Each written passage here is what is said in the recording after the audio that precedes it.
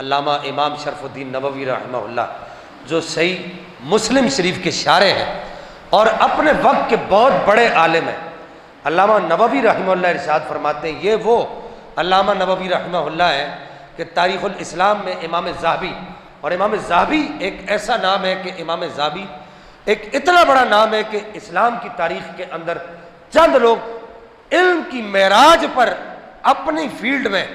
جو پک پوائنٹ پہ جو یوں سمجھیے کہ اپنے علم کے بادشاہ گزرے ہیں، ان میں ایک نام امام ذہبی رحمہ اللہ کا بھی ہے۔ علامہ شمس الدین، آپ کو شمس الدین کہا جاتا تھا، دین کا سورج کہا جاتا تھا،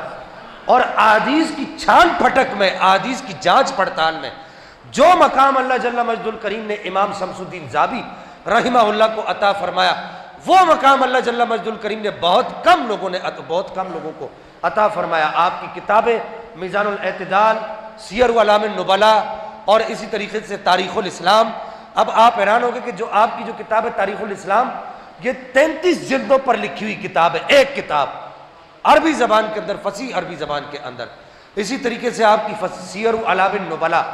اس کتاب کے اندر آپ نے نبی پاک علیہ الصلوۃ والسلام کے 25,000 صحابہ کرام کے حالات زندگی جمع کیے ہیں۔ اتنے بڑے عالم تھے امام ذہبی۔ امام ذہبی امام نووی کے بارے میں نقل کرتے ہیں کہ امام نووی سے آپ کے شاگردوں میں سے کسی شاگرد نے آپ سے سوال کیا کہ یہ بتائیے کہ یہ جو لوگ آپ سے محبت کرتے ہیں، بڑی توجہ سے سنیے گا، یہ جو لوگ آپ سے محبت کرتے ہیں، کل بروز قیامت ان کا کیا بنے گا؟ کیا آپ ان کو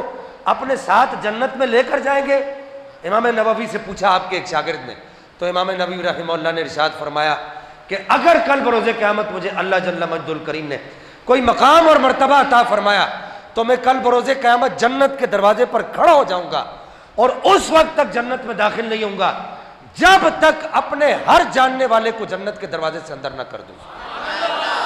یہ وہ امام نووی رحمہ اللہ، امام نووی کہتے ہیں کہ میری یہ بات اپنے لوہے دل پر لکھ لو۔ یہ جو لوگ آج علماء پر بھبکیاں کستے اور علماء کے خلاف زبانیں تان دراز کرتے اور علماء کو باعث موضوع بناتے ہیں، گلیوں میں، پتھاڑوں پر، چوکوں پر جو علماء کو باعث موضوع بناتے ہیں، ان کے لیے امام نووی رحمہ اللہ نے ارشاد فرمایا، آپ نے فرمایا میری یہ بات اپنے لوہے دل پر لکھ لو۔ وہ آدمی جو علماء پر بھونکتا ہے، علماء کرام کے خلاف باتیں کرتا ہے، ان کے علم کو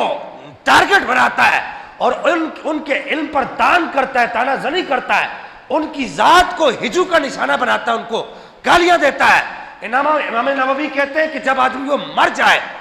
مرنے کے بعد اس کو قبر سے، اس کو قبر میں دفنانے کے بعد اس کی قبر کھود کے دیکھنا، میں تو بھائی گارنٹی دیتا ہوں اس کا چہرہ قبلے سے پھرا ہوا ہوگا۔